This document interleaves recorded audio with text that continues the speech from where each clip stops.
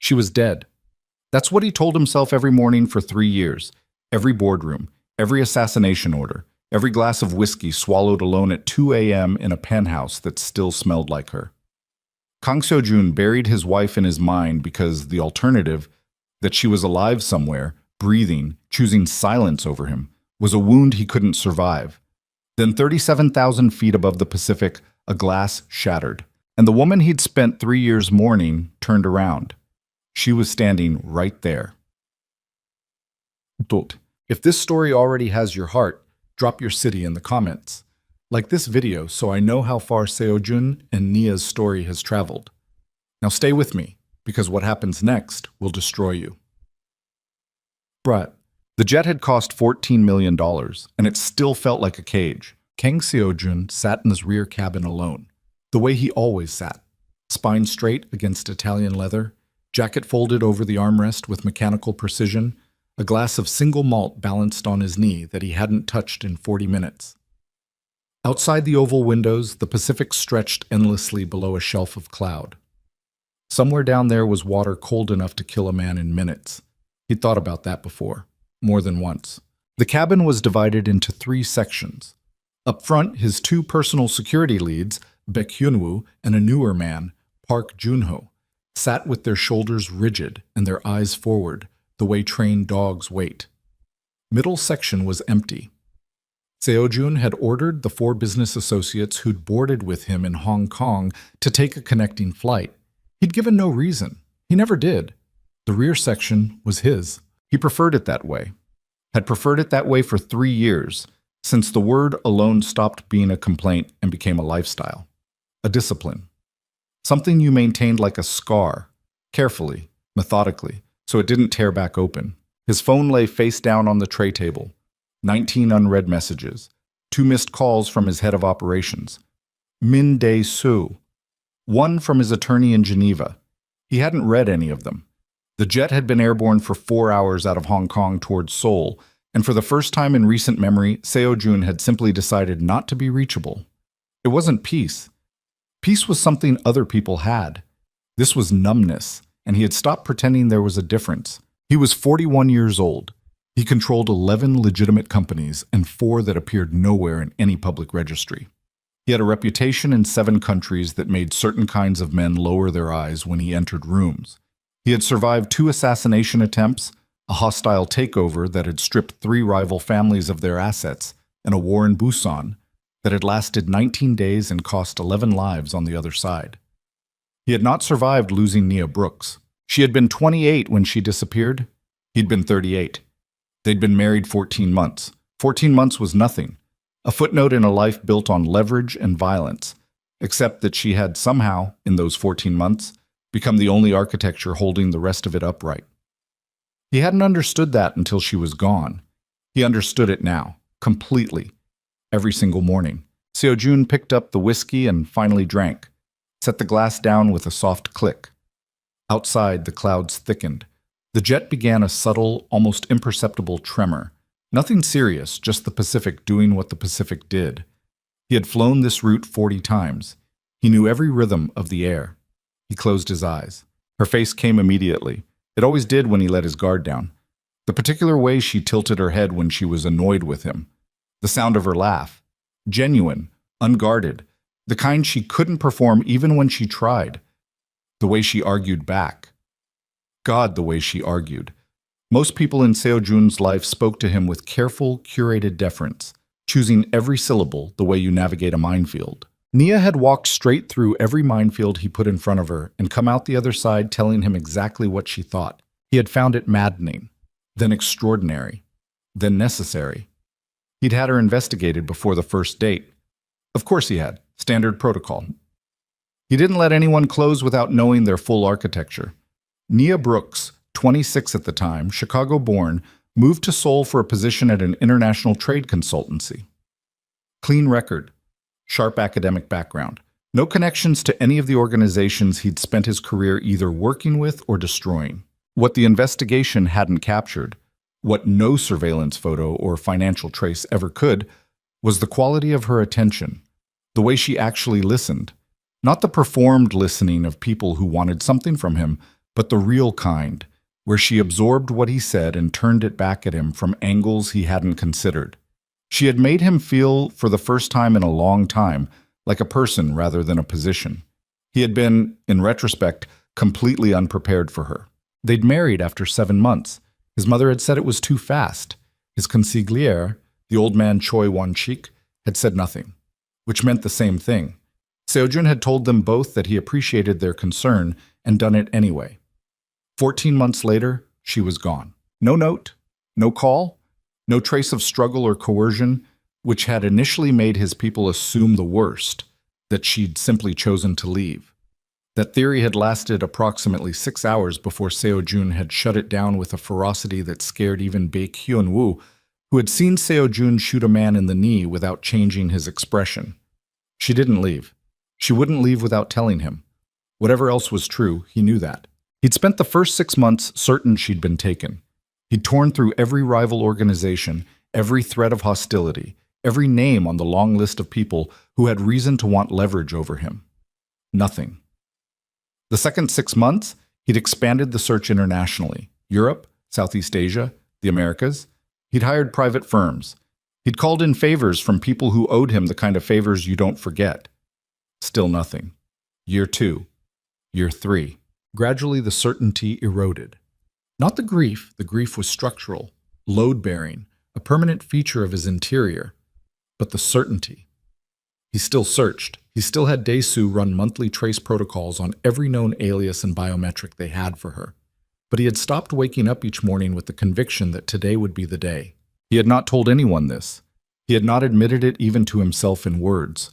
But it was true, and on some level he knew it, the way you know a room has grown dark without looking up. The turbulence returned, sharper this time. The jet dropped 2 or 3 feet and then caught itself. That stomach lurch sensation that jolts even experienced flyers. Seo-jun didn't reach for the armrests. He simply rode it, glass stabilized under his palm, eyes still closed. Then he heard the sound, glass breaking.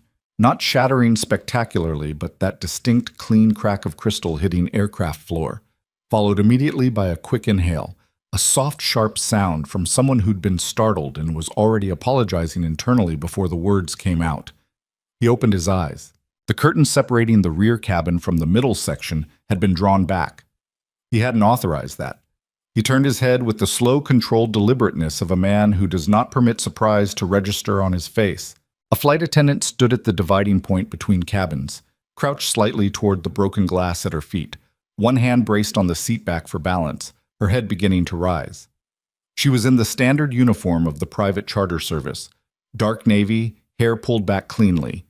Her shoulders were tensed with the specific miserable tension of someone who has just made a mistake in front of someone they're afraid of. She looked up. Kang Seo-jun stopped breathing. The world did not slow down. That was the thing about real shock. It didn't slow anything. It did the opposite. It compressed everything into a single brutal instant of clarity where every detail struck simultaneously and without mercy. The angle of her cheekbones, the precise shade of brown skin he had memorized across 14 months of mornings, of arguments, of silences that were comfortable and silences that weren't, the shape of her mouth, the eyes, dark, wide, always slightly more guarded than the rest of her face, always the last part of her to commit to an expression. Those eyes now showed something he had never, in all the time he had known her, seen in them before. Pure, naked terror. Seo-jun, his name in her voice. 3 years, and it still fit in his chest like a key in a lock. He stood without knowing he'd stood. The whiskey glass hit the carpet, and he didn't hear it. Nia. 1 word. 1 syllable. He hadn't said her name out loud in 4 months because the last time he had, alone in his study at 3 a.m., with a mission report in his hands, he'd had to sit with his head down against the desk for 10 minutes afterward. She straightened. She took a step back. Her face, and this was the thing he was going to replay in his mind for the rest of the night, and possibly the rest of his life. Her face was a war. Relief and terror, and something that looked like devastation, all fighting for the same real estate simultaneously. I can explain. Don't. His voice came out lower than he intended, quieter, more controlled than he felt. Don't say that yet. From the forward cabin, Baek Hyun-woo was already moving. He'd heard Nia's voice and he was on his feet, hand moving toward his jacket, body memory overriding everything. Seojun held up one hand without looking away from Nia. "Stand down." A pause. Then Hyun-woo's footsteps stopped. Seojun looked at his wife. His dead wife. His missing wife. The woman whose face had lived behind his sternum like a splinter for 3 years, working deeper with every month that passed without an answer. She was here. She was standing in front of him in a flight attendant's uniform with broken crystal at her feet, and she was trembling, barely, the way she always trembled when she was afraid and didn't want to admit it. The tremor so subtle it lived only in her hands and in the set of her jaw. "You're working a charter flight," he said. "Yes." "Under what name?" A pause that lasted exactly long enough to confirm what he already suspected. "Park Ji-yeon." "How long?" 8 months on this route. And before that, she said nothing, which was an answer. Seojun turned away from her. He walked to the window. Outside, the cloud cover had thickened to a solid gray mass, erasing the ocean completely. He put one hand flat on the cold glass and looked at nothing. He was shaking. He could feel it happening in his chest and his jaw and down through his arms, this deep structural tremor he hadn't experienced since he couldn't remember when. Years. He had spent 3 years constructing a version of himself that did not shake. He had built that version carefully, out of discipline and routine and the systematic removal of anything that could reach him. And she had walked through the curtain and dismantled it in approximately 6 seconds. He turned back. "Clear the aircraft," he said. Not to her. To the air, trusting that Hyun-woo was listening. "I want the pilots notified that we have a schedule adjustment. Tell the forward crew to stay in the cockpit. Have Junho take a position at the front curtain and hold it." "Sir." Hyun-woo's voice from the front. "Now, Hyun-woo." Footsteps. Voices. Quiet. Efficient. The organized withdrawal of trained men who knew when their boss needed a room emptied. The jet's interior sound shifted as the forward section was cleared and the partition was drawn. Seojun looked at Nia. She hadn't moved. She was still standing with the broken glass at her feet and her hands at her sides, and that expression on her face, the devastated, terrified, relieved expression of someone who has been caught doing something that was never supposed to be caught. He gestured at the seat across from where he'd been sitting. "Sit down." "Seojun, sit. Down." Not a shout, not even raised. But there was something in the pitch of it, some bottom register that he reserved for rooms where things were about to become irrevocable. She heard it. She moved to the seat and sat. He sat across from her. He looked at her. He made himself look, really look, the way he had forbidden himself to look at photographs for the last 8 months because the photographs had started to feel like a form of torture he was administering to himself. She was thinner than he remembered, not dramatically, but visibly. There was a leanness to her face that hadn't been there before, a sharpness along the jaw. She was 31 now. The math came to him involuntarily. 28 when she left, 31 now. 3 years of her face, her life, her sleep and her meals and her daily existence. All of it had happened in rooms he had no access to, and the knowledge of that was a specific kind of pain he didn't have language for. "You've been afraid of me this whole time," he said. It wasn't a question. She looked at her hands. "Not of you." "Then what?" She looked up. Her eyes were wet. She was not going to cry. He knew her well enough to know she would hold it, had always held it, hated crying in front of people, even people she trusted. But the moisture was there, a hairline fracture in the control she was maintaining. "Of what finding me would do to you," she said. "Of what they would do to both of us once they knew." "Who is they, Nia?" The name came out differently that time. Not the controlled syllable of recognition from before, but the full weight of 3 years of everything he hadn't said into the empty rooms of his life. She heard it. Something in her face shifted, the armor cracking at an edge. "I found something," she said. Her voice was flat, deliberate, the tone of someone who has been through a version of this conversation so many times in their own mind that they've worn the emotion out of it. "About 3 weeks before I disappeared. I wasn't supposed to find it. I wasn't looking for anything, so I was reviewing some of the subsidiary documentation because you'd asked me to flag anything that looked inconsistent in the Macau filings. And I found a transfer. Seojun didn't move. What kind of transfer? The kind that goes through 4 shell structures and ends in an account that has no official relationship to any of your entities. She paused. Except that it did. I could see it in the architecture. Whoever built the structure knew your systems. Not an outsider, not a rival. Someone on the inside. Who? I didn't know yet. That first day, I started tracing it. Her jaw tightened. I traced it for 2 weeks. I was careful. I used the access you'd given me for the legitimate consulting work. I didn't touch anything flagged. I built the picture slowly, and then she stopped. And then I went to your private server archive to verify one more document. And when I closed the connection, I realized it had pinged. Someone had set an alert on that specific file path. Someone who knew enough about your systems to build a passive monitor no one else knew existed. She looked at him. Within 6 hours, I had 2 men following me. The aircraft trembled again. Another wave of turbulence, sustained this time, rattling the overhead panels before smoothing out. Neither of them moved. You could have come to me, Seojun said. The words were measured. He was keeping the anger on a very short leash, and she could probably see that. I thought about it. For 2 days I thought about it.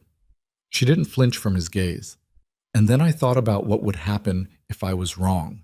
If I came to you with an accusation, and it turned out the person I suspected was someone you trusted completely. Someone who had time and access and reasons to make my accusation look like paranoia. She paused. I would have been discredited, and then I would have disappeared anyway, except not in a way you could find me. You didn't trust me to protect you. I trusted you with my life, she said. Fast, flat, the kind of sentence that's been rehearsed and still hurts to say. I didn't trust your organization, and there is a difference, Seojun, whether you want to hear that or not. He stood up again. He needed to move. He walked 4 steps toward the window, turned, walked 4 steps back. Old habit. When his thoughts crowded him, when the room got too small, he needed the sensation of locomotion. It never helped. He kept doing it anyway. 3 years, he said to the carpet. I know. You were 3 years in hiding, working charter flights, fake name, building a life in pieces, and you never... He stopped. He reset. How many times did you know where I was? A long pause. Seojun, how many times? She closed her eyes. I kept track of your travel schedule. I had a contact. She stopped herself. Changed direction. I wanted to know you were safe. That was all I could. It was all I could do. From where I was, I couldn't come closer. Every month I told myself when it was safe, when I had enough to bring you, and then something shifted and the window closed, and you watched me from a distance for 3 years. He turned around. There was something in his face now that he hadn't let her see yet. Not just the anger, which was there and was real, but the rawness underneath it. While I had investigators turning over every country in Asia, He stopped, looked at the floor. When he looked back up, his jaw was set hard. I thought you were dead, Nia. For 2 years I kept myself from concluding it. And then I ran out of wall to push against, and I started to conclude it. She was crying now, quietly. She always cried quietly, like she was apologizing for it, tears tracking down her face while her expression stayed almost controlled. I'm sorry. Don't. He sat back down. Not across from her. Beside her, the two of them facing the oval window and the gray nothing outside it. Not touching. Just proximate, in the way that two people who have been orbiting each other for years settle into without planning it. Don't apologize. Not yet. You still haven't told me who. She wiped her face with the back of her hand, took a breath. I have documentation. Where? Secured server. Access code only I know. She hesitated. I've been building it. For 3 years I've been building it. Every time I had a lead or could verify another connection. It's thorough, Seojun. It's thorough enough to take to a court or use it the other way. The other way. He understood what that meant. Tell me the name. She turned to look at him for the first time since they'd sat down side by side. This close, He could see exactly how tired she was. The kind of exhaustion that goes bone deep, that accumulates across years of sleeping in unfamiliar places and waking up afraid. He had put that exhaustion on her face, not intentionally, not knowingly, but the architecture of his life had produced it. She held his gaze. She said the name. And Kang Seo-jun's entire empire shifted on its foundation, because the name, she said, was one of the 6 people in the world who had full, unrestricted access to every operation he ran, every server he owned, and every room he slept in. He sat with it for a moment. Just sat with it, the way you sit with a diagnosis. Then his phone lit up on the tray table beside him. He leaned over without thinking and read the notification from Dae-soo, a protocol alert, the kind that meant a security system had tripped somewhere in the monitoring network. The message read, "Facial recognition triggered. Seoul Central Node. Someone ran her biometrics 20 minutes ago." 20 minutes ago. While they were still airborne. While she was standing in front of him with broken glass at her feet. Seo-jun looked at Nia. She had seen the notification on his face before he said anything. Her jaw was tight again. The brief window of something almost like relief that had opened in her expression was already closing. "They know," she said. Not a question. He was already reaching for the partition. "Hyun-woo." His voice was steady, completely steady. 3 years of discipline producing exactly the thing it had been built to produce. "Change of protocol. We land in 40 minutes. I want a full extraction team at the private terminal. I want the estate on lockdown before wheels down. And I want Dae-soo on a secure line in the next 3 minutes. A beat, then, understood. He turned back to Nia. She was looking at him with an expression he recognized from 14 months of marriage. The expression of someone trying to read whether he was okay and deciding not to ask because the answer mattered too much. "You're taking me back," she said. "Yes." "That's going to bring everything." "Yes," he said again. "I know what it's going to bring." He looked at her. "I've spent 3 years with nothing to protect. That problem is over." Outside the window, Seoul was still hours away. Below the cloud cover, the Pacific moved in patterns no one could predict. And somewhere in the city they were flying toward, a man who had eaten at Seo-jun's table and spoken at Seo-jun's meetings and stood inside the perimeter of everything Seo-jun had built. That man's phone was lighting up right now with a 3-year-old problem that had just resurrected itself 37,000 feet above the ocean. He didn't know what was waiting for him on the ground yet. He was about to. Nia sat beside him. 3 years of distance collapsed into a cabin the size of a living room, and said nothing. The silence between them was complicated in the way that only silence between people with history can be. It carried everything at once, the grief and the fury and the relief, and the thing underneath all of it that neither of them had said yet because it was too large for the moment. Too dangerous to name, while the aircraft was still moving and the world outside was already beginning to close in. His hand was on the armrest between them. Her hand was 6 inches from his. He didn't close the distance. She didn't move. But they were in the same room. After 3 years, they were in the same room. And the man who had just learned his most trusted ally was a traitor, and his wife was alive, was having significant difficulty determining which of those facts was going to destroy him first. The jet banked toward Seoul, and in the secured operations center of a glass tower in Gangnam, a man who had spent 3 years believing he was safe received an alert that changed everything, and reached, with a hand that did not shake, for his phone. The private terminal at Gimpo was not the public face of Korean aviation. There were no departure boards here, no families dragging luggage through sliding doors, no smell of convenience store coffee and recycled air.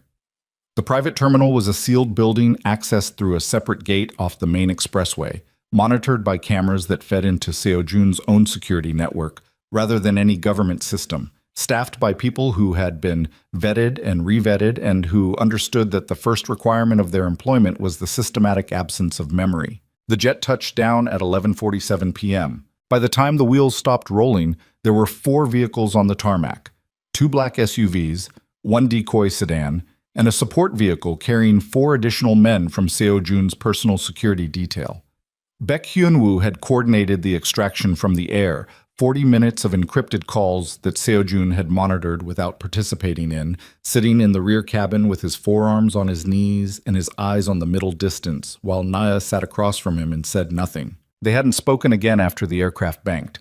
There was too much to say, and none of it was the right thing for a pressurized cabin 40 minutes from landing with armed men in the front section and an enemy already moving on the ground. The door opened. Cold air hit first. Seoul in autumn, sharp and mineral, the kind of cold that finds the gaps in your clothing. Hyun-woo descended the stairs first, swept the perimeter with his eyes, then came back up 2 steps and gave the signal. Seo-jun stood. He looked at Nia. She was gripping the armrest, just slightly, knuckles barely registering the pressure, the tell she'd always had when she was holding herself together through an act of will. She released it when she saw him looking.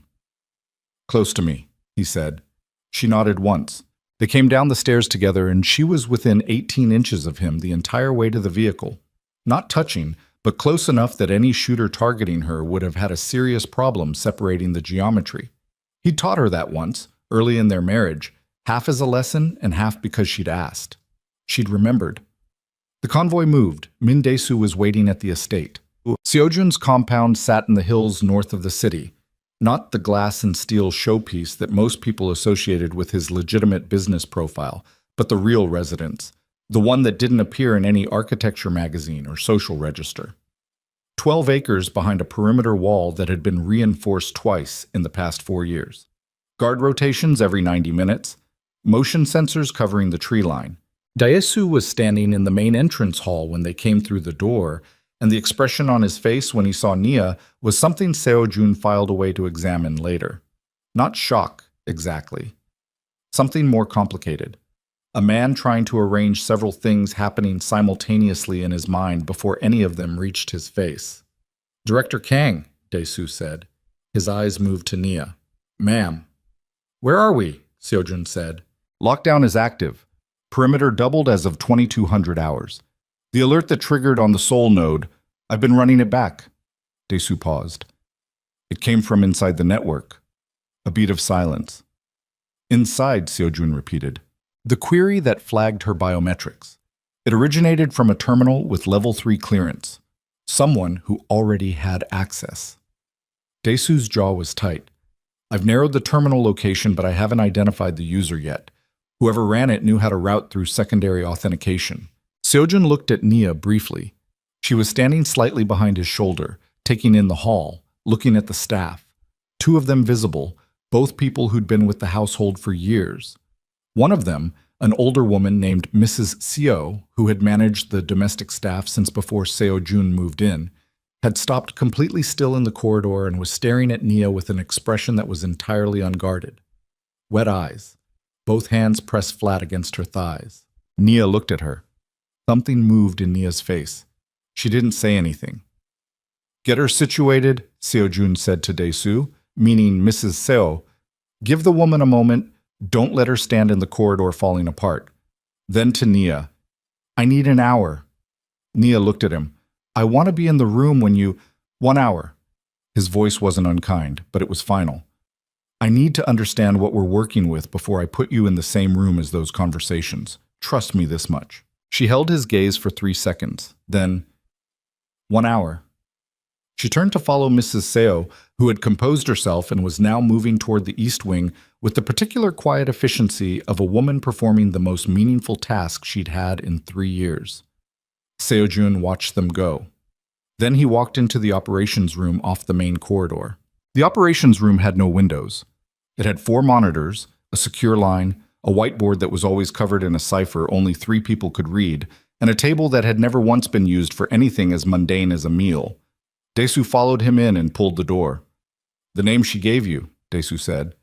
Seo-jun looked at him. "You know what name?" "I don't, I'm asking." A long moment. Seo-jun's eyes ran over Dae-soo's face the way a man reads terrain, looking for hidden elevation, places where the ground might give. He and Dae-soo had worked together for 9 years. 9 years was a long time. Long enough to build real trust, or long enough to build a very convincing performance of it. He said the name. Dae-soo's reaction was immediate and physical. A short exhale, a slight stiffening through the neck and shoulders, the involuntary physical response of someone receiving a blow they weren't fully prepared for, even if they'd considered the possibility. "Choi Won-chik." Yes.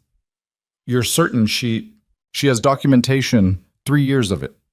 Seojun sat down in the chair at the head of the table. He didn't lean back.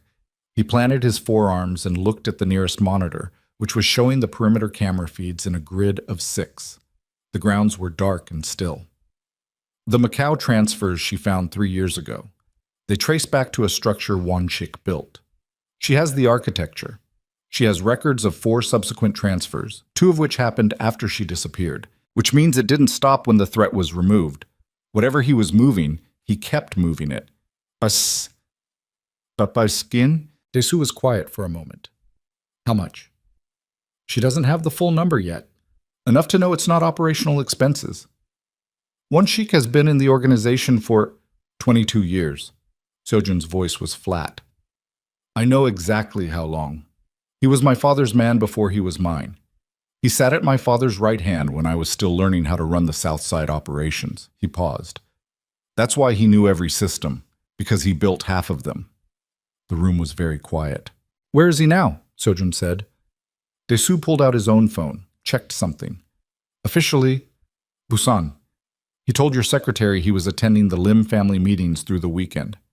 And unofficially, I don't have eyes on him past 1800 hours. Seojun nodded, slow, deliberate. The nod of a man who is performing calm because the alternative is counterproductive. Find him. Don't approach. Don't contact. Don't let him know we're looking. I want a location within 2 hours. Understood. Desu moved toward the door, then stopped. Turned back. Seojun. First name? They use first names only in rooms with no one else in them. What she did, disappearing instead of coming to you. He paused carefully. She wasn't wrong that it could have gone badly. If Wanchik had enough access to build a passive monitor into your server architecture, he had enough access to manage your response to an accusation. I know that. I know, Desu. He looked at the monitors. It doesn't change what it cost. Desu left. Seojun sat alone in the operations room for a while and looked at the camera feeds. He was looking at nothing in particular, letting his eyes move across the dark grounds while his mind worked at the problem the way it always worked. Not linearly, but in multiple directions simultaneously, pulling threads, checking tensions, looking for the place where the structure was weakest. Wanchik, 22 years.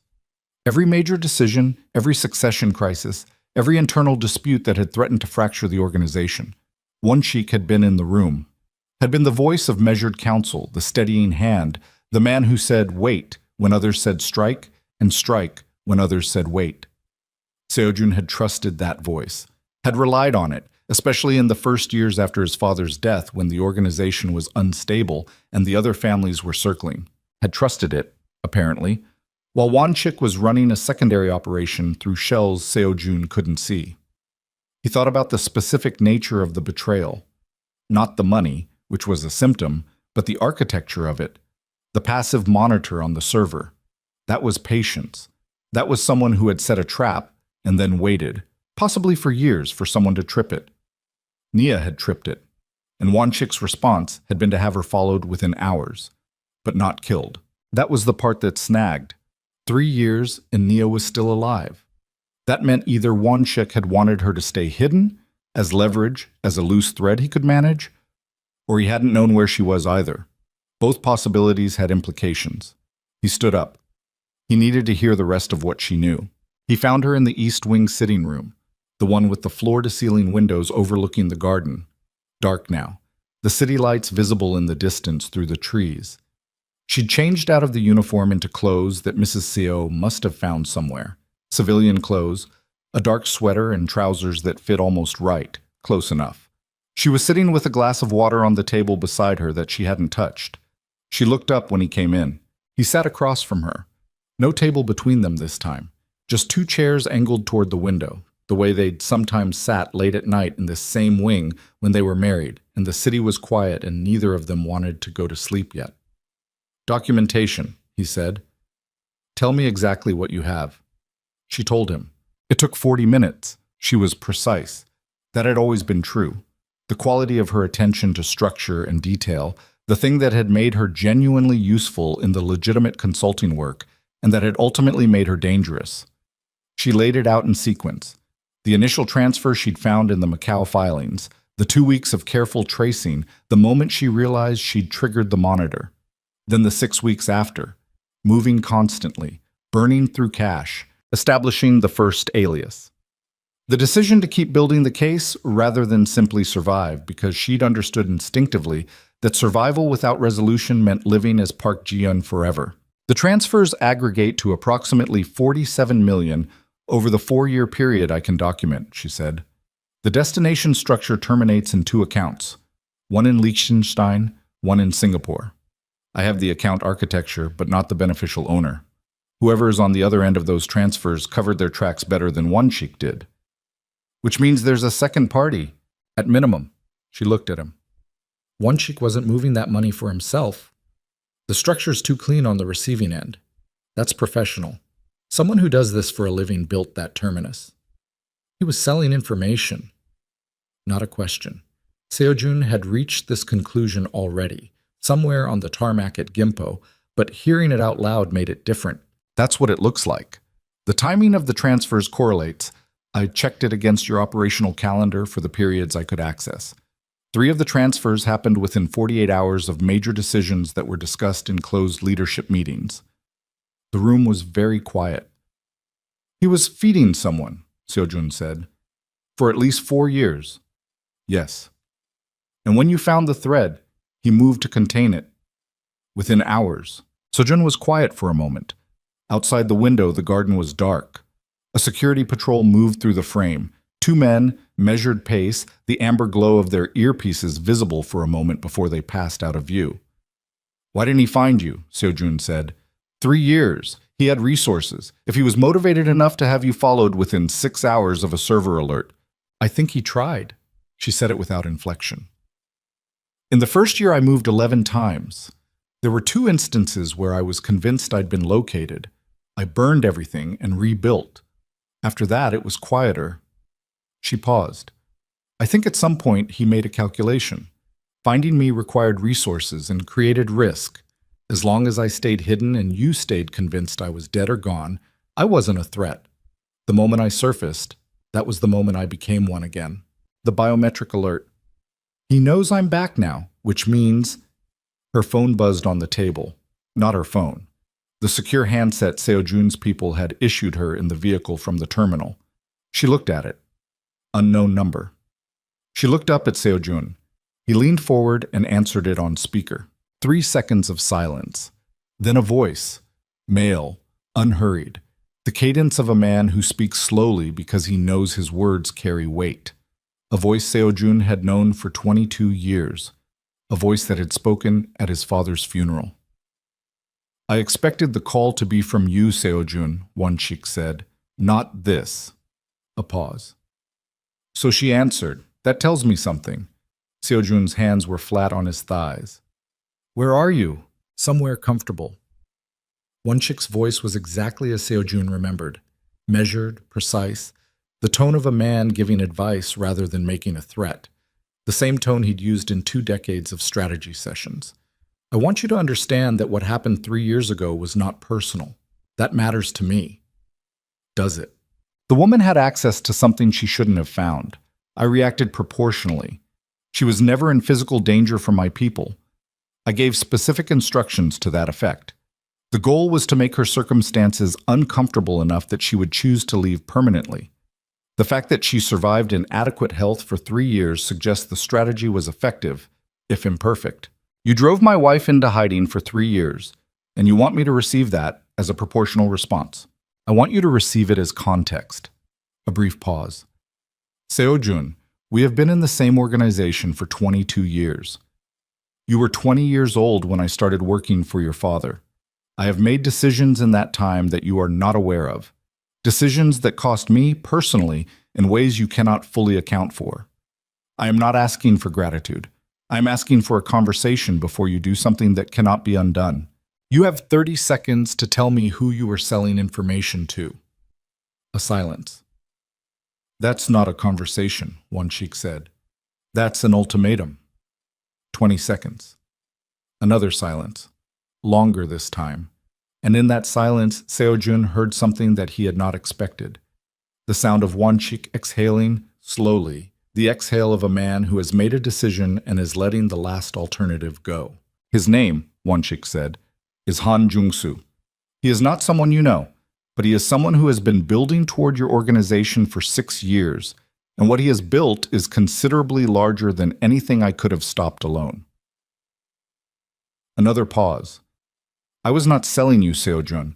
I was managing a problem that, if it had reached you unmanaged, would have ended everything your father built before you had time to respond. Whether you believe that or not is your decision. But before you declare war on me, you should understand that Han Jung-soo has been waiting for exactly this moment. A split in your organization is the only way he gets the opening he needs. The line went dead. Seo-jun sat with the silent handset for 3 seconds. Then he set it down on the table with a gentleness that was somehow more controlled than throwing it would have been. Nia was looking at him. Her face had gone very still. "You believed some of that," she said. He looked at her. He didn't confirm or deny it, which was itself a confirmation. "How much of your documentation covers a name, Han Jung-soo?" She was already shaking her head. "None. That name isn't in anything I built." Then either Wanchik invented him, or he exists and he's been even more careful than Wanchik. She leaned forward. "Seo-jun, if Wanchik is telling the truth, if there's a third party, someone external who's been building toward you for 6 years, then the biometric alert tonight wasn't just Wanchik learning I was back. It was whoever is watching Wanchik learning it too." The operations room door opened down the corridor. Dae-soo's voice.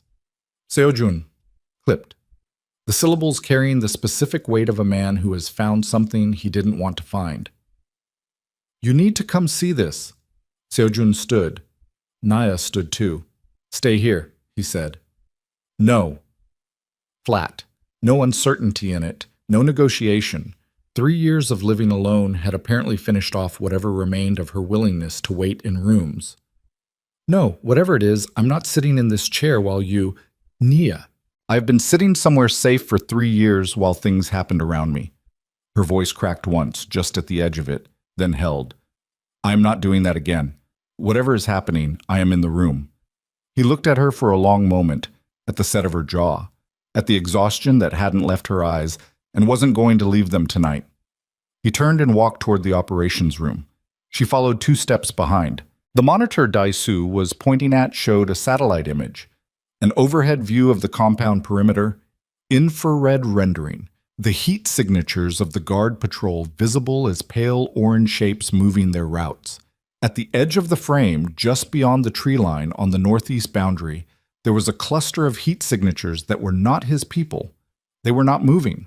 They had settled into positions that, to anyone who had looked at military-grade infrared long enough, looked exactly like what they were. 12, maybe 14 waiting. "When?" Seo-jun said. "First signature appeared 18 minutes ago," Dae-soo said. "They're not moving yet. They're holding position at 200 meters from the perimeter." "They're waiting for an order," Seo-jun said. "Or a window." Dae-soo looked at him. If they wanted to go now, they'd have gone. They're holding for a reason. Seo-jun looked at the screen. At the 14 pale orange shapes in the tree line, patient and still and precisely positioned in the dark outside his. Seo-jun's voice came out at precisely the register he used when the calculation was already done, and the only remaining question was execution. "Pull the patrol in from the northeast quadrant. Don't signal it. Rotate them naturally. Same interval, different return path. I don't want whoever is watching that tree line to know we've seen them." Dae-soo was already on the radio, low and clipped. Seo-jun looked at the infrared screen for another 4 seconds. 14 signatures. Settled positions. The specific stillness of trained men who had been told to wait, and who were comfortable waiting. That comfort was information. These were not people improvising. They had a timeline, and they were on it, and the timeline had not yet told them to move, which meant there was still a window. "Hyun-woo!" Seo-jun turned to where his security lead was standing at the door. "I want Nia moved to the sub-level room, not the guest level. The sub-level. Reinforced door, internal camera access, no windows." "I told you I wasn't," Nia started. "You told me you weren't sitting in a chair waiting." He turned to look at her directly. "The sub-level room has 4 monitors and a direct line into this feed. You will see everything I see in real time. You will not be waiting. You will be watching. He held her gaze. But you will not be standing in a room with exterior walls while 14 armed men are in my tree line. That is not a negotiation. She looked at him, at the screen, back at him. The calculation moving across her face, not capitulation, but a woman doing the math and arriving at the same answer. I want a handset with a live channel to this room. Done. She left with Hyunwoo. Seo-jun watched the door close and then turned back to the monitors and let himself have approximately 3 seconds of something that was almost like relief before he shut it down and went back to work. The call from Won-shik, he said to Dae-soo. He knew she'd answered.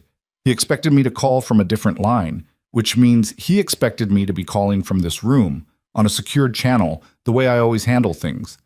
He knows our protocols. He built our protocols, Dae-soo said quietly. Yes. Seo-jun looked at the northeast tree line on the screen. The 14 shapes had not moved. He also told me a name, Han Jung-soo. 6 years building toward this organization. He paused. Run it. I've been running it since you said it in the other room. Dae-soo glanced at his secondary monitor. I have a Han Jung-soo registered as the beneficial owner of 3 logistics companies. 2 in Incheon, 1 registered in Osaka. No criminal record in any database I can access from here. No known organizational affiliations. He paused.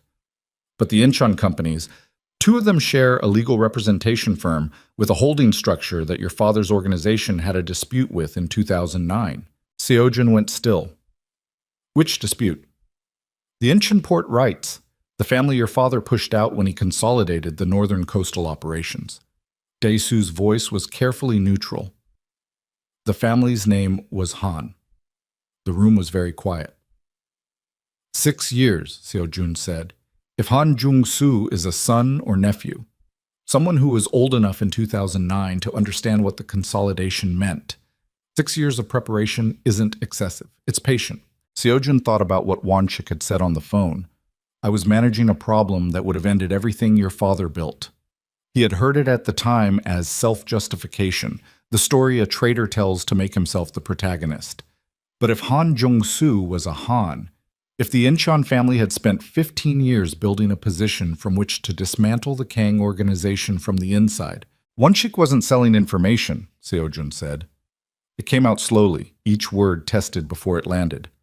He was feeding Han Jung-soo controlled information, things that looked valuable but were managed, keeping a threat contained by appearing to cooperate with it. Dae-soo said nothing, which meant he'd reached the same conclusion and was waiting to see if Seo-jun would arrive there himself. And Nia finding the transfers exposed the operation, not because she found evidence of Won-shik's betrayal, but because she found evidence of the control mechanism, the thing Won-shik had spent years keeping invisible. Seo-jun's jaw tightened, and Won-shik couldn't explain it to me without exposing the entire structure and trusting me to believe that his judgment to manage a 15-year revenge plot in secret rather than bring it to me was correct.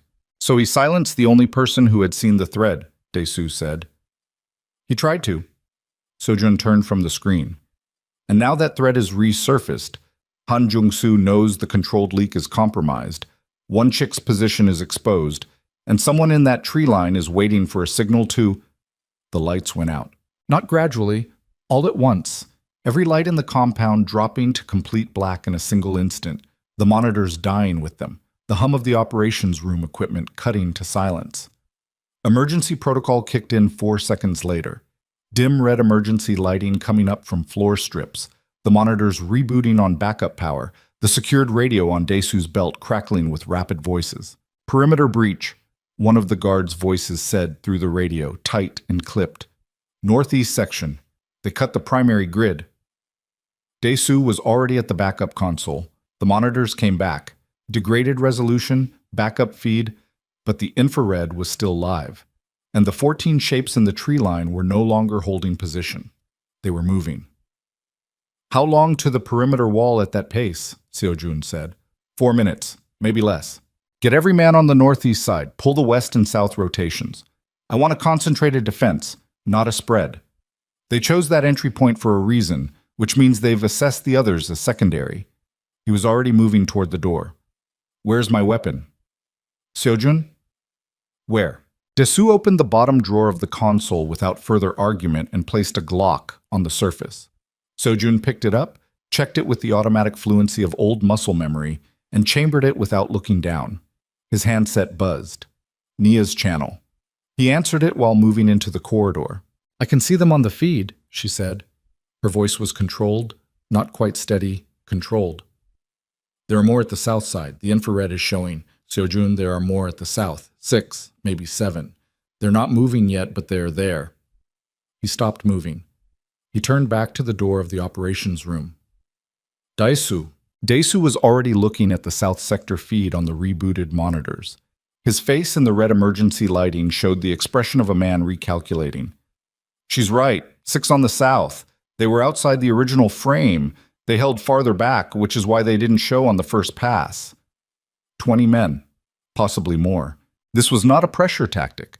This was not a demonstration of capability or a move to create leverage at a negotiating table. 20 men on 2 sides of a compound did not come to negotiate. They came to clear. Seojun pressed the handset. The documentation. Your secured server. Can you access it remotely? Yes. How long to pull the core files? A pause. 7 minutes if the connection is stable. But Seojun, pull them. Start pulling them now. Push everything to the emergency archive I set up in the Hong Kong server. The address is in the secured notes your handset has access to. I know the address.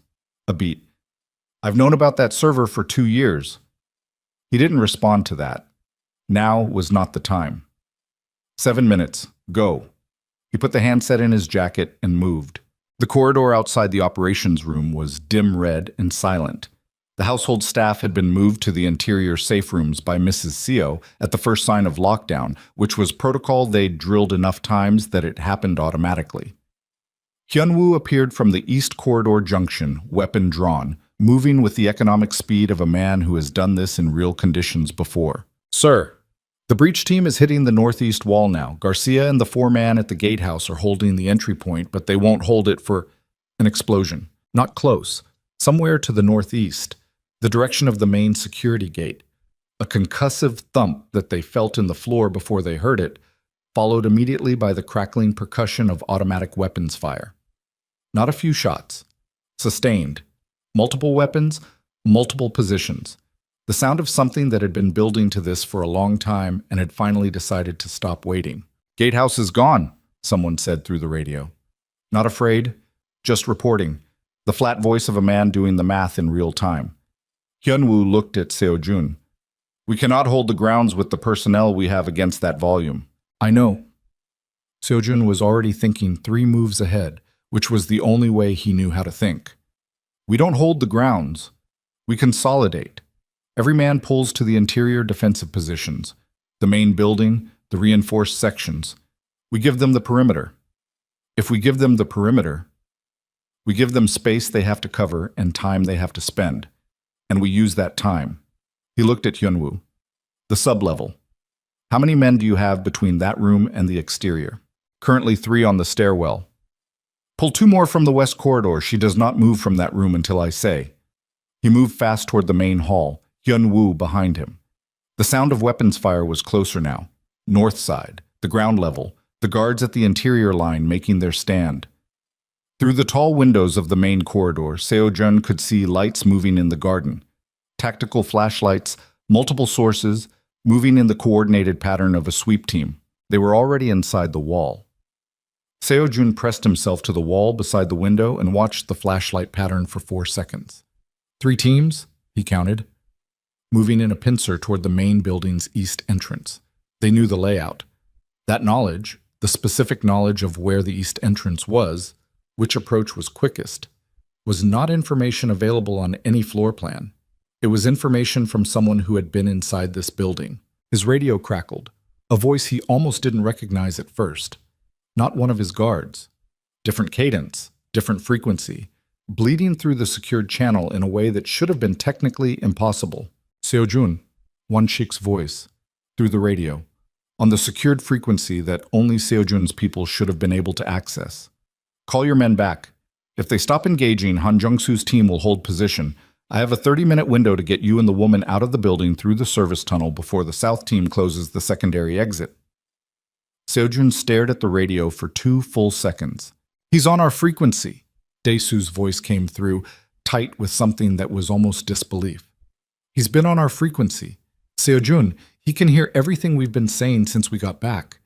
Every instruction he'd given, the sub-level room, the documentation poll, the defensive consolidation, all of it, heard in real time by the man who had built the protocols and who was apparently either trying to help them or executing the most elaborate misdirection Seojun had ever encountered. He pressed the transmit button. The service tunnel exits at the East Utility Gate. Your team knows the East Utility Gate. My team is not Han Jung-soo's team. Won-shik's voice remained unhurried. This was the maddening part. The absolute unhurriedness of it, as though they were discussing a schedule change rather than an active assault. 25 years in this organization, Seojun. I have never moved against you directly. Everything I have done, including what happened with Nia, which I am not asking you to forgive, was to keep this organization intact. Han Jung-soo has been waiting for this opening for 15 years, and I have spent 6 years managing his patience. Tonight, I could no longer manage it. Because she resurfaced. Because you brought her back. For the first time, something moved in Won-shik's voice. Not emotion exactly, but the faint temperature change of a man who has been holding something back.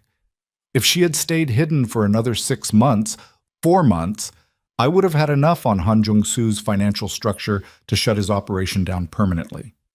Every day she stayed hidden was a day closer to an ending that didn't require any of this. And then you walked onto that jet, and the entire architecture collapsed in 40 minutes. Seojun's jaw was so tight it ached. It was the cruelest possible geometry, the thing that had saved Nia. 3 years of careful disappearance had also been the thing building toward Won-shik's exit. And the moment she was found, the moment he brought her home, he had pulled the pin on a device that had been diffused for years. He had done this. Not entirely. Won-shik had built the architecture. Won-shik had made the choices. Han Jung-soo had spent 15 years cultivating a weapon. But the timing, the catalyst, the specific trigger that had turned a managed situation into 20 armed men inside his perimeter. That had been him. 30 minutes, Won-shik said. Service tunnel. I will be at the exit point. Come alone or come with Hyun-woo. No more than 2. Bring the woman. Leave the documentation on whatever device she is using. Han Jung-soo's people will find it in the building, and it will buy you time because they'll think they have what they came for. Seojun looked at Dae-soo. Dae-soo's face in the red light was carefully unreadable.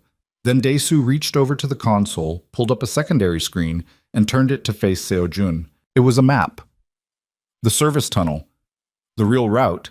The one Seojun himself had walked twice in emergency drills. Terminated not at the East Utility Gate, but in a secondary structure 40 meters beyond the east wall. If Won-shik's instructions were genuine, the exit point would be the secondary structure. If Won-shik was walking him into Han Jung-soo's hands, the exit point would be the East Utility Gate, which the South team would have covered. He said East Utility Gate, Dae-soo said quietly. The real tunnel doesn't come out there. I know. Which means either he misspoke or he's testing whether you know the difference. Or, Seojun thought, he's been on our frequency long enough that he knows we've been discussing the documentation pull. And this is an instruction for Han Jung-soo's people listening on the same bleed, telling them to watch the East Utility Gate while Won-shik actually walks us out somewhere else. Layers. 22 years of layers. His handset buzzed again. Nia. He answered it. The file transfer is at 60%, she said. Her voice had changed. Lower, faster, the voice of someone trying to be precise while afraid. There's a problem. The connection keeps breaking. Someone is running interference on the satellite uplink, not cutting it, intermittent disruption. It's been dropping every 40 seconds for the last 4 minutes. Can you complete it? If the pattern holds, I can push through in the windows between drops. But Seojun... She stopped. He heard her breath change. There's someone on the stairwell, the camera in the sub-level corridor, the one facing the 3rd step. Someone is on it who is not one of your guards.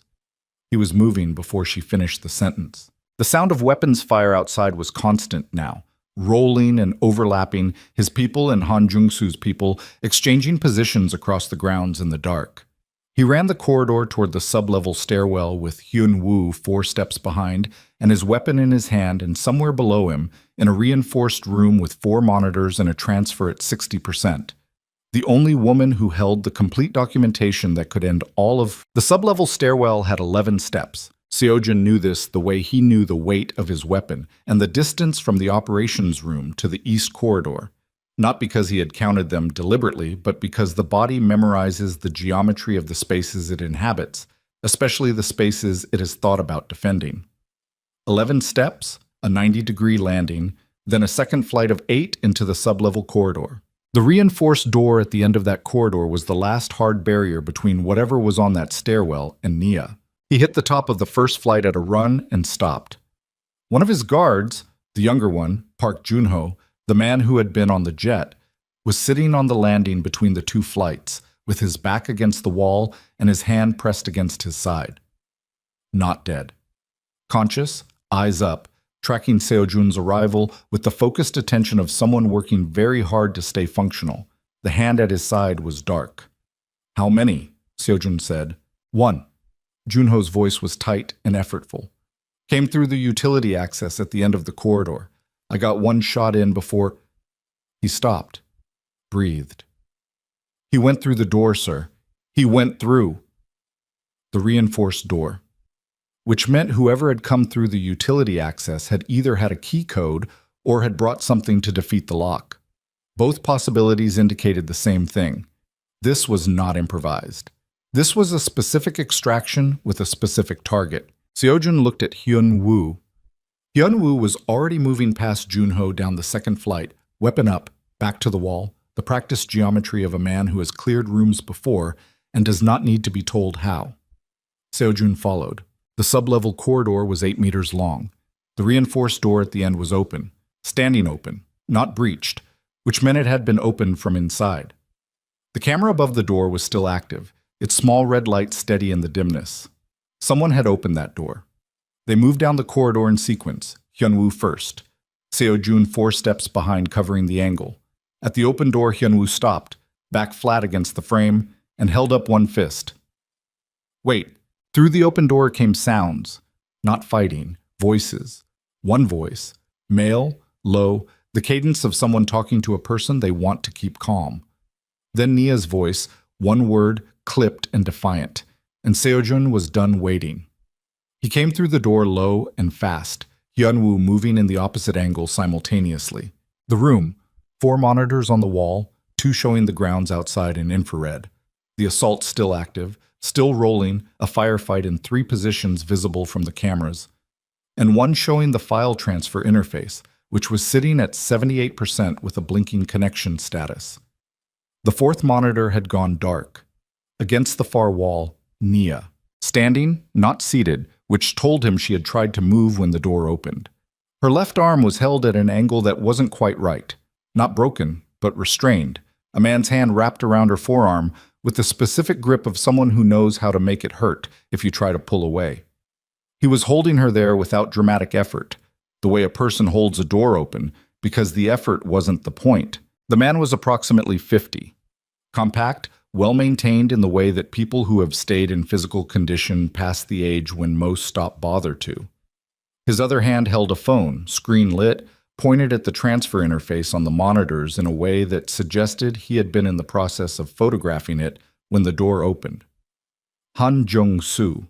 Seojun had never seen a photograph of him, but the quality of the stillness, the way the man absorbed the sudden entry of 2 armed men into the room and simply stopped moving without flinching, was the stillness of someone who had spent 15 years planning and had arrived at the moment the plan had always been building toward. He was not afraid. He was, if anything, interested. "Let go of her arm," Seojun said. His voice came out absolutely level. The levelness cost him something, but the cost was not visible. Han looked at him. Then he released Nia's arm. She moved immediately, not toward Seojun, but sideways, out of Han's radius, putting the corner of the monitor desk between herself and him. Smart. Creating geometry. "Kang Seojun," Han said. Not surprised. not performing surprise. The tone of a man finally meeting someone he has studied exhaustively. You look like your father. That's been said before. Seojun held the weapon on Han's center mass. Hyun-woo had a second angle. The phone. Put it on the desk face down. Han did it. Slowly, deliberately, not a man being compliant, but a man choosing to cooperate because compliance at this moment serves him. The transfer, he said, glancing at the monitor. 78%. Wherever she's sending that, it won't matter. I've had 3 people in the Seoul Financial Regulatory Database for 4 years. Any documentation that surfaces through official channels will be managed. I'm not sending it to a regulatory database, Nia said. Her voice was steady. The arm she'd been holding at an angle was now held close to her body, not visibly damaged, but carefully positioned. I'm sending it to a journalist. Han looked at her, then back at Seojun. Something shifted almost imperceptibly in his expression. Not alarm, but the recalculation of a man updating a model. Which journalist? Someone who's been building a story on organized financial structures in Southeast Asia for 2 years and who has been waiting for a source with primary documentation. She paused. She doesn't need regulatory approval to publish. She needs the files. The transfer counter on the monitor ticked to 81%. Han Jung-soo looked at it. Then he did something that Seojun had not expected. He smiled. Small, not warm. The smile of someone acknowledging a move on a board. Your father's organization, he said to Seojun, took 47 fishing licenses, 3 port warehousing contracts, and 11 years of my family's coastline operation in one consolidation action. My father petitioned every legal channel available for 6 years. He died waiting for an answer. He paused. I did not petition. I planned. You're telling me this like it changes something, Seojun said. I'm telling you because you will spend the rest of your life trying to understand the architecture of what I built inside your organization, and I want you to have the beginning of an answer. Han's eyes were steady. What I fed one shik, information, patience, the impression of a manageable threat, bought me 6 years of access. 6 years of understanding exactly how your empire is structured, where the weight is and where the supports are thin. A pause. Tonight was not supposed to be a military operation. Tonight was supposed to be a quiet extraction of documentation and an exit. You accelerated the timeline by bringing her back. You keep telling me what I did, Seojun said, like you're waiting for me to feel responsible. I'm waiting, Han said, for you to make a rational decision. The men on your grounds tonight, they are not all loyal to me out of ideology. They are contracted. Call off the engagement. Let me walk out of this room, and I will stand down the contract team, and you will have a compound instead of a ruin by morning. 84%. Hyun-woo hadn't moved. Seojun hadn't moved. The sounds from outside had changed slightly. The sustained fire had broken into shorter, more intermittent exchanges, which meant either his men were pushing back or the assault was consolidating. Hyun-woo, Seojun said without taking his eyes off Han. What's the status on the grounds? Hyun-woo pressed his earpiece. A pause. North team is holding the main building entry. South breach has been slowed. Our people fell back to the interior garden wall and are holding. East is... Another pause. Longer. East entry is down. We lost 2 men. They're inside the East Wing corridor. Inside the building, East Wing, where Mrs. Seo and the household staff were in the safe rooms. Seojun felt something move in his chest. Not fear, but the specific cold weight of consequences that can't be undone. 2 men. Their names would come to him in a moment when he let it, and he would not let it yet because the moment he let it, he would stop being useful to anyone still alive. How long to reach this level through the East Wing, he said. 8 minutes, maybe 6 if they know the layout. Han knew the layout. Seojun looked at him. You have people who know where this room is. I have people, Han said simply. Then calling you a stand-down doesn't help me, Seojun said, because the team in the East Wing doesn't know the ground has changed until you contact them, and you contact them with the phone on that desk, which I am watching. 87%. Han shifted his weight almost imperceptibly. It was not the shift of a man preparing to move. It was the shift of a man who has just recognized that the room has a problem he did not account for. The phone on the desk was the only thing standing between him and uselessness in this negotiation, and it was currently face down under Seo Jun's sight line. "The East team," Han said. "They have one instruction. Clear the sublevel room, that's all. If there is no one in the sublevel room when they arrive, she's not leaving this room," Seo Jun said. "Then we have a problem." "We've had a problem for 15 years, Seo Jun said. "You just brought it inside my house." Han looked at him for a long moment.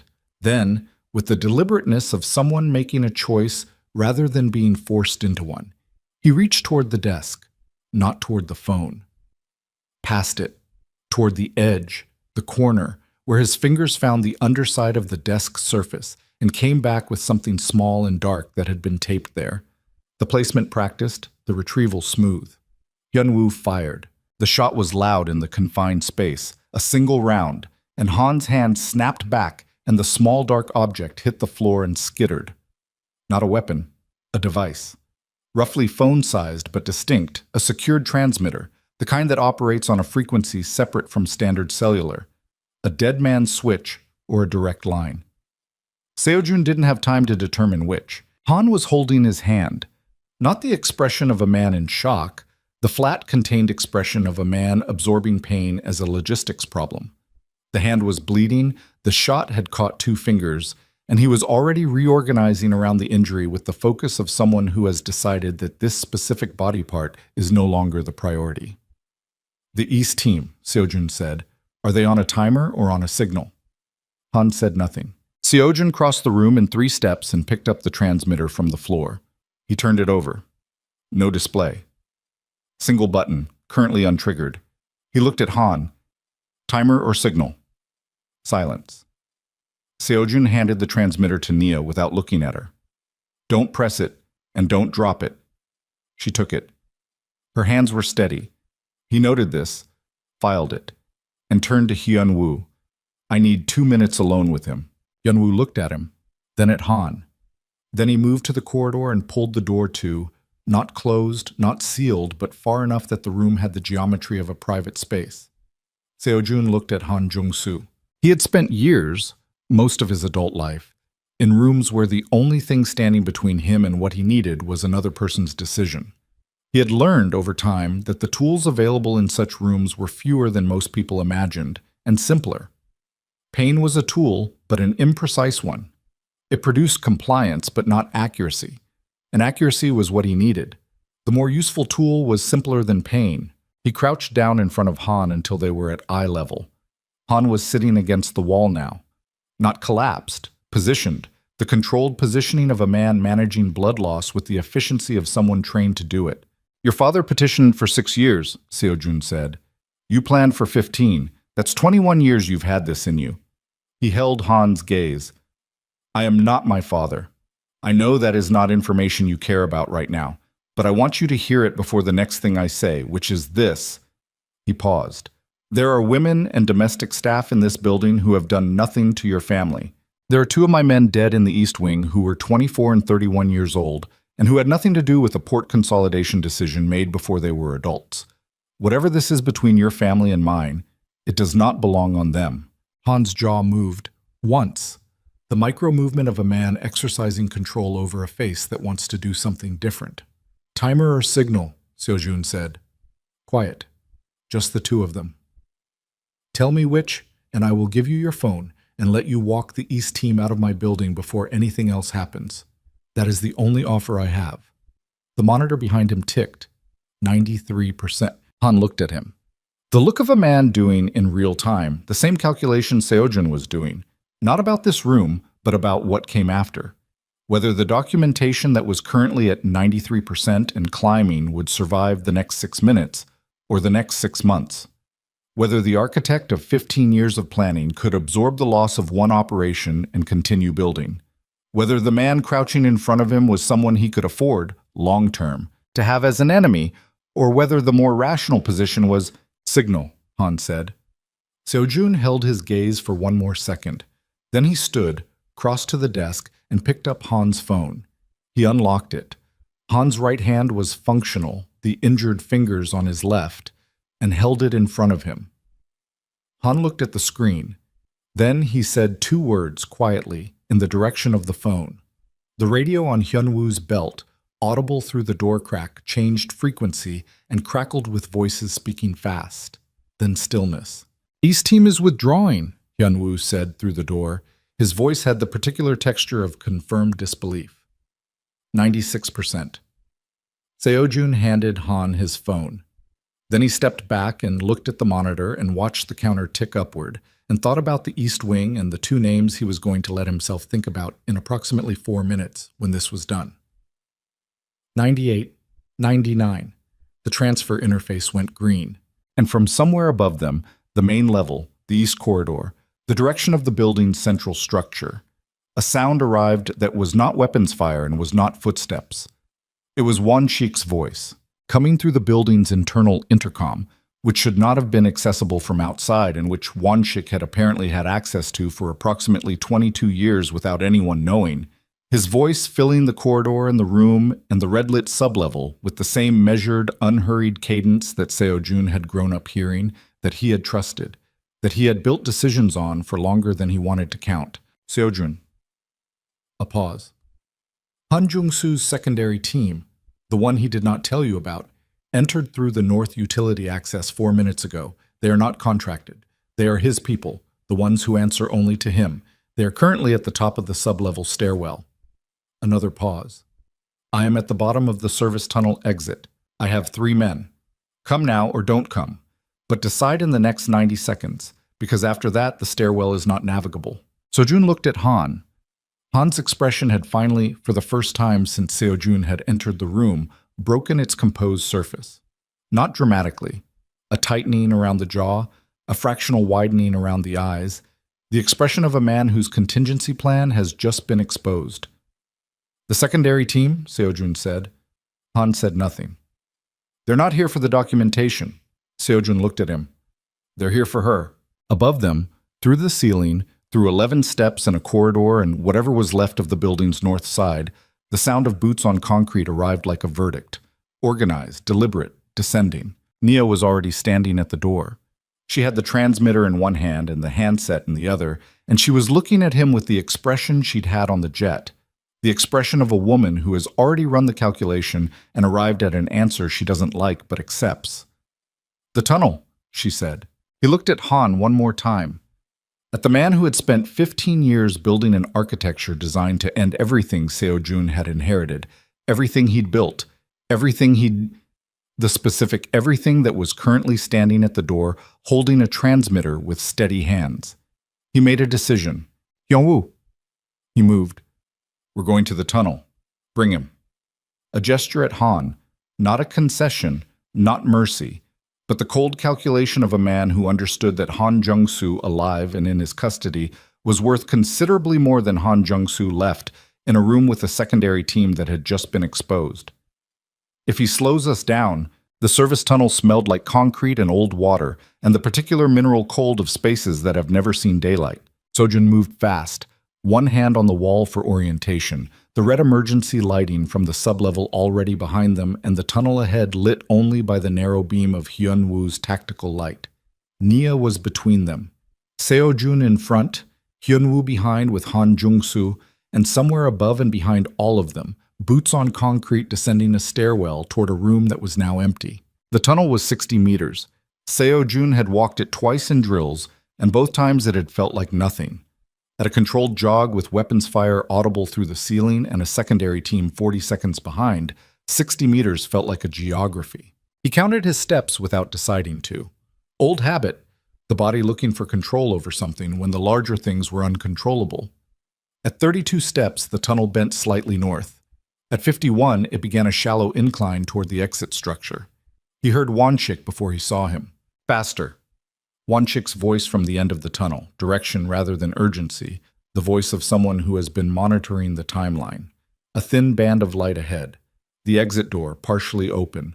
The cold night air coming through and hitting Seojun's face after the sealed tunnel atmosphere like a physical thing. He came through the door. The secondary structure was a utility outbuilding, groundskeeping equipment, winter storage, the mundane infrastructure of a compound's maintenance operation. It had been cleared of equipment at some point, leaving bare concrete floor and four walls and two of Wanshik's men positioned at the outbuilding's exterior door with weapons up and attention outward. Wanshik stood in the center of the space. He was 71 years old and he looked at tonight in a way he usually didn't, the particular fatigue of a man who has been carrying something for a very long time and has finally set it down and discovered that setting it down doesn't feel the way he thought it would. He looked at Seo Jun, then at Naya, who came through the tunnel door and stopped and looked back at him with the expression of someone confronting the specific face of the person whose decision had cost them 3 years of their life. Nobody said anything for 2 seconds. Then Hyun-woo came through with Han Jung-soo, and Wanshik looked at Han the way two men who have spent 6 years in a managed deception look at each other when the management is over, without surprise, without drama, with the flat mutual recognition of a completed transaction. "The secondary team," Wanshik said to Han, "will reach the sub-level in approximately 2 minutes," Han said. His voice was still level. His injured hand was wrapped in the sleeve of his jacket, improvised pressure. "They won't find anyone. They'll clear the building," Wanshik said, "and when they don't find what they came for, they'll expand the search." "Then we should not be standing in a structure 40 meters from the building," Seo Jun said. They moved. Wanshik's vehicles were on the service road beyond the compound's east perimeter wall, a gap in the tree line that wasn't visible from any of the estate's camera positions, which Seo Jun noted without commenting on because the implications of how long Wanshik had known about that gap were not something he could productively address in the next 4 minutes. 2 vehicles. They loaded with the organized efficiency of people who have agreed to survive first and argue later. Seo Jun sat in the rear of the first vehicle with Nia on one side and Han Jung-soo on the other. Hyun-woo drove. Wanshik took the passenger seat and looked straight ahead as they pulled onto the service road without headlights, navigating by the gray pre-dawn visibility that was just beginning to differentiate the tree line from the sky. The compound receded behind them. Through the rear window, Seo Jun could see light. Not the emergency red of his own systems, but the harsher tactical white of flashlights sweeping the east wing. Han's secondary team finding empty rooms. Finding a sub-level monitor showing a completed file transfer and no one to take. He turned forward. Nobody spoke for 11 minutes. The vehicles moved through the dark toward a secondary location Wanshik had identified. A property in the outer district that had no registered connection to any Kang entity, purchased 3 years ago by a subsidiary of a subsidiary, the kind of blind acquisition that appears in Wanshik's meticulous ledger of contingencies. Seo Jun had not known about it. He was becoming progressively less surprised by what he had not known about. The property was a low building, commercial, neutral, the kind of place that stores inventory or houses a small logistics operation and attracts no particular attention.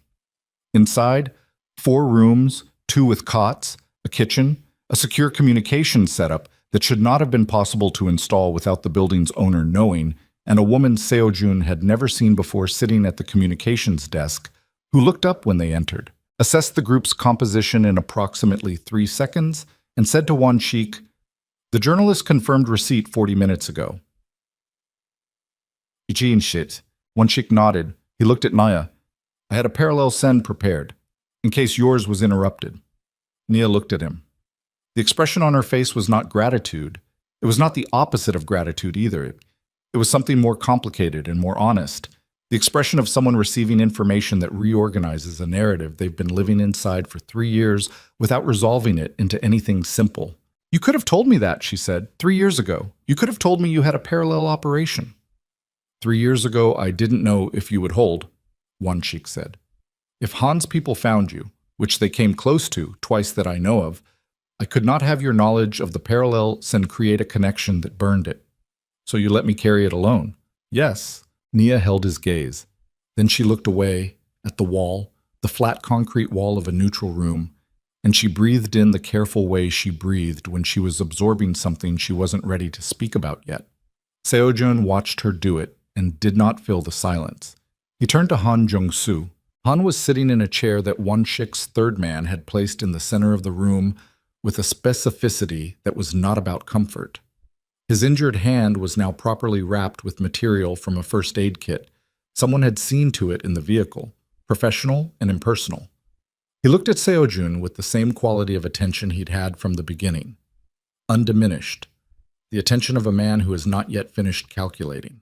The documentation is published, Seo-jun said, or it will be within the news cycle. The financial structure, the transfers, the shell architecture. It's in the hands of someone who has been building a story around it for 2 years and now has primary sourcing. He paused.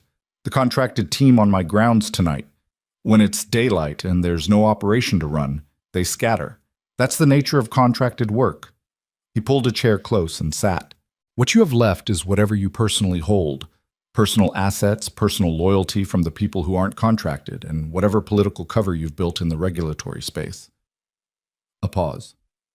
Tell me what that looks like, and we determine together what happens next. Han looked at him. You want to negotiate. I want to understand the full architecture of what you built inside my organization before I decide how to dismantle it. Dismantling it wrong creates instability.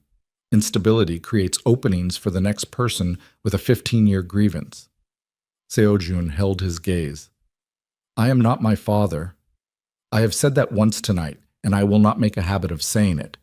But the Inchin consolidation, the specific decision that started this, I have reviewed it. It was brutal, and it was disproportionate, and the legal channels your father used should have produced a different outcome. A pause. They didn't. I can't change that. What I can determine is whether the next 20 years look like the last 15. Han was very still. You shot my man on the jet, Seo-jun said. You put teams on my grounds. 2 of my people are dead. He said it evenly. The evenness cost the most of anything he'd said all night. Those facts don't negotiate. You will answer for them in the way that I determine. But the information you carry about what's inside my organization, the 6 years of intelligence, that has value. How it gets used is a decision you can participate in or not. A long silence. Then Han said, the 3 regulatory contacts. I can give you names and the specific decisions they managed. All 3. All 3. Seo-jun looked at him for another moment. Then he stood and walked away from the chair and across the room to where Nia was standing near the wall. He stood beside her, not touching, looking at the same concrete wall she was looking at. Are you hurt? He said. My arm's bruised. A pause. I'm fine. That's not what I asked. She turned her head to look at him. In the flat overhead light of the utility room, she looked exhausted and precise and exactly like herself.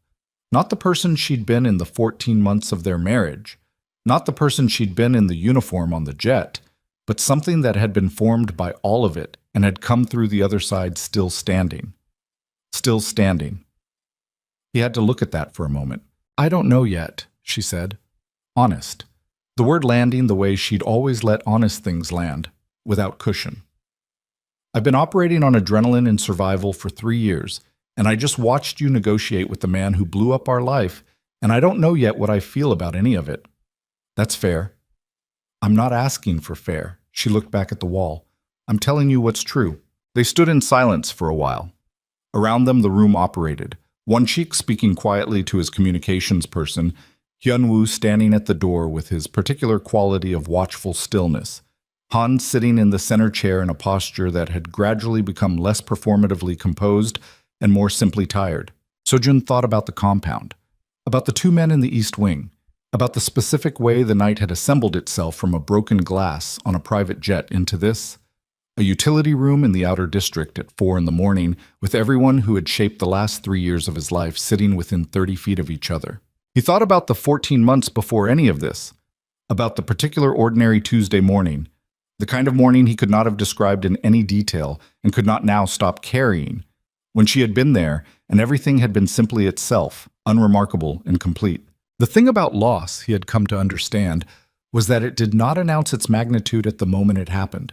It announced it gradually, over months and years, in accumulation, in every ordinary moment that occurred inside the absence, piling up like sediment until the weight of the ordinary was the most unbearable thing. He was not a man who said things like this out loud. He didn't say it now, but he stood beside her, and he felt it, completely, for the first time since the jet. The specific weight of 3 years of ordinary moments that had happened in the wrong places and were not recoverable. The weight of that, and the fact that she was still here to stand beside. The pre-dawn light, when it came slowly.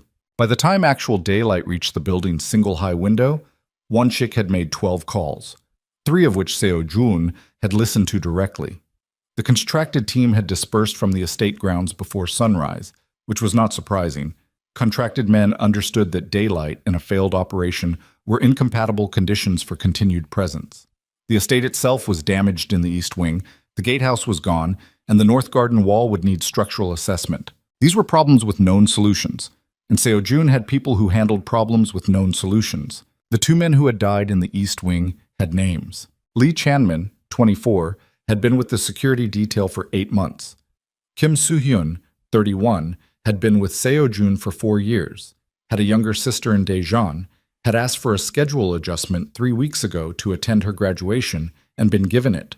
Seo-jun sat with those facts in the only way he knew how to sit with them, not moving on from them, not resolving them into abstraction, but simply holding them with the weight they deserved until the holding was finished. Hyunwoo watched him do this without comment. It was one of the things Seo-jun valued about Hyunwoo, had always valued, the man's understanding of when silence was the correct action.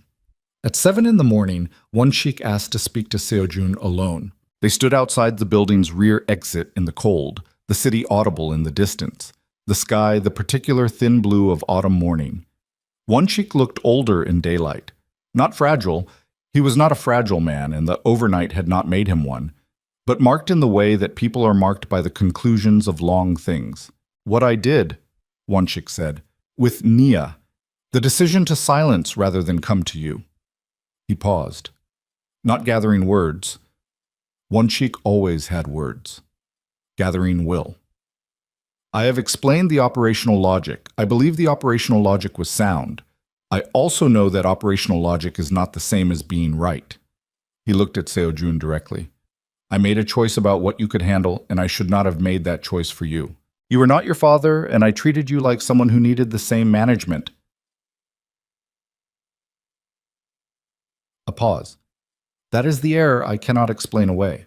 Seo-jun looked at him for a long time, at the face he had known since he was 20 years old, at the man who had stood at his father's right hand and then at his, who had built systems and managed threats and made decisions inside those systems, and that management that had been, in the final accounting, decisions about Seo-jun's life made without Seo-jun's knowledge. I'm not forgiving you today, Seo-jun said. I'm not asking for today. The Han organization, whatever remains of it after the documentation publishes, the regulatory contacts, the financial structures, the internal intelligence he fed you, all of it gets delivered to Daesu over the next 72 hours, completely. Nothing managed, nothing curated. He held Won-shik's gaze. And then you step back from active operations. Not exile, not punishment, not yet. That conversation happens later when I've had time to think clearly. But you step back. Won-shik absorbed this. Then he nodded once. Small, not performative. The nod of a man accepting terms he knew were coming and had decided, in whatever interior space held his decisions, to accept. They went back inside. The weeks that followed were not clean. Clean was a fiction that belonged to other kinds of stories. What actually happened was work. Painstaking, exhausting, often inglorious work. The kind that doesn't generate dramatic moments, but constitutes the actual texture of consequence management. The journalist's story published 11 days after the transfer completed. It ran across 3 outlets simultaneously, which was how Nia had arranged it. One in Seoul, one in Hong Kong, one in London, covering different jurisdictions with different legal shields, making suppression geometrically harder. The financial documentation, the shell architecture, the pattern of transfers correlated to operational decisions inside a major Korean conglomerate. It was the kind of story that generates a particular quality of institutional discomfort, the controlled panic of people in glass-walled buildings trying to determine which version of the story served them best. 2 of the 3 regulatory contacts Won-shik's 3 men moved against them quietly, which was the nature of people who have spent years managing their exposure. They folded inward when the pressure came, protecting themselves first and everyone else as an afterthought. The third attempted to create distance through a counter-narrative that lasted 4 days before the documentation made it untenable. Han Jung-soo spent those weeks in a condition that was technically voluntary cooperation and practically custody. Seojun had resources that made the distinction academic. He delivered what he had promised: names, structures, the complete architecture of 6 years of intelligence work conducted inside the Kang organization. It took 11 sessions across 17 days, and it was, in Daesu's assessment, comprehensive. What Seojun did with Han Jung-soo after the 17th session was a decision he made in a room alone, without witnesses. And the outcome was a man on a plane to somewhere that was not Korea, with an understanding clearly communicated of the specific consequences of return. It was not justice. Seojun did not call it justice. Lee Chun-min and Kim Soo-hyun remained dead regardless of the outcome of 11 sessions in a controlled room, and no architecture of consequence restores what is permanently removed. He sat with that too. He would sit with it for a long time. Won Shik stepped back from active operations. He was still present, in the peripheral way that 22 years of presence doesn't simply evacuate. There were questions that only he could answer, structures that only he fully understood. The institutional memory of a man who had been inside an organization's walls longer than most of the current personnel had been adults. Seojun used that knowledge and kept the distance and understood that the larger reckoning was still ahead, somewhere in the future, and that rushing it would make it wrong. Nia stayed. This was not a simple decision, and she did not make it simply.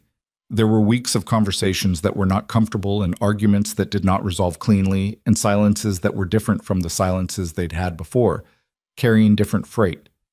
She had been a specific person before she disappeared, and she was a different specific person now, and the gap between those two versions was not closed by returning to the same rooms. They were not starting over. They were doing something harder, starting from where they actually were, which was not a beginning. She kept the consulting work she'd rebuilt under her own name. She declined the formal role in Seojun's corporate structure that he offered twice, and she turned down twice without lengthy explanation, which he eventually accepted the way you accept facts that are inconvenient but structurally sound. She was not an accessory to his empire and had never agreed to be one, and 3 years of living entirely inside her own decisions had made that clarity, if anything, more precise. What they had instead was something less architecturally defined and more honestly themselves.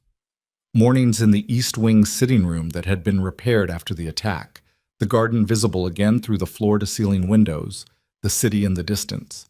Arguments about things that mattered and things that didn't matter, and the productive friction of two people who had always been capable of making each other think. The specific quality of an evening in which nothing particular happened, dinner, a disagreement about something minor, the ordinary accumulation of shared hours, and Seojun understanding with the clarity that only the extended loss of something produces, that this was the thing, this ordinary weight.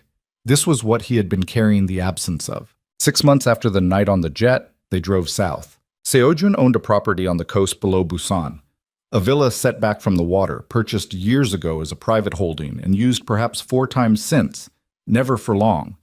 It had a terrace facing the ocean and rooms that the late October light came through at an angle that turned everything briefly golden in the late afternoon. They had been there 3 days, which was the longest Seojun had been away from Seoul's operational gravity in years, and the world had not ended, which he noted without quite knowing how to process it. It was a quiet afternoon, the kind of afternoon that arrives in autumn on the Korean coast with the specific softness of a season preparing to end.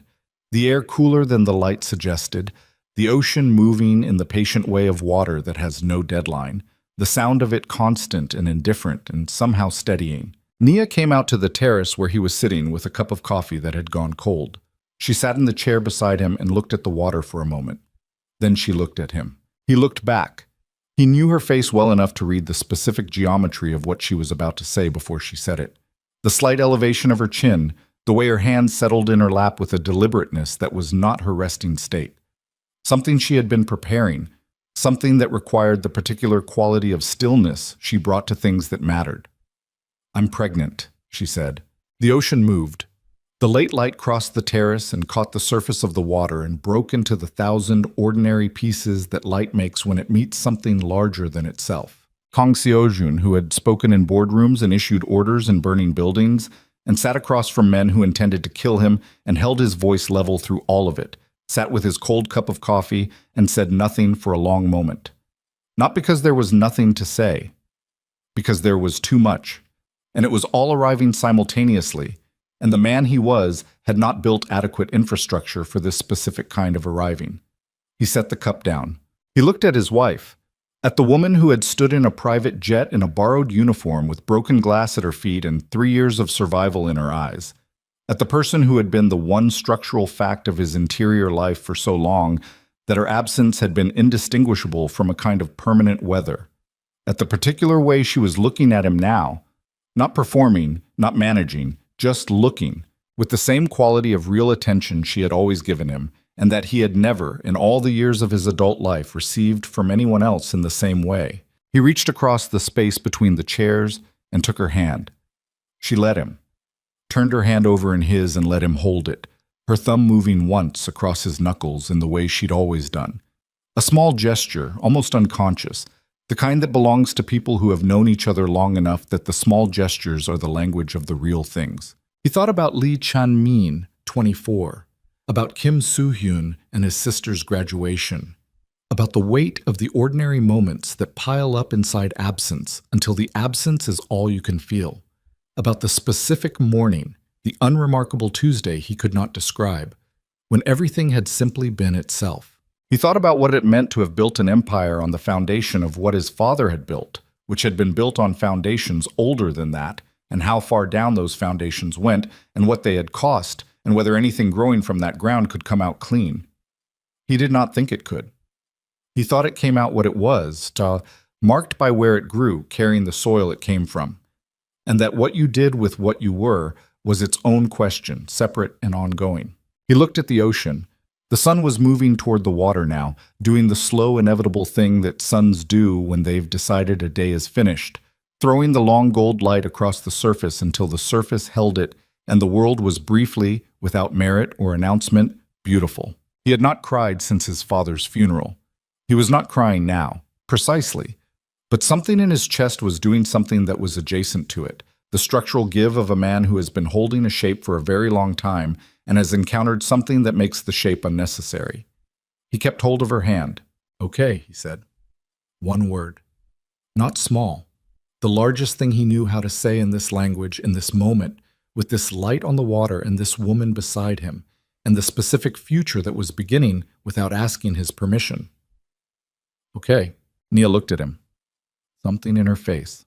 Something that had lived there since the jet, since the compound, since 3 years of careful disappearance, eased, not resolved into happiness, which was not her register and had never been, but eased, the way a held breath eases when you finally trust the air enough to let it go.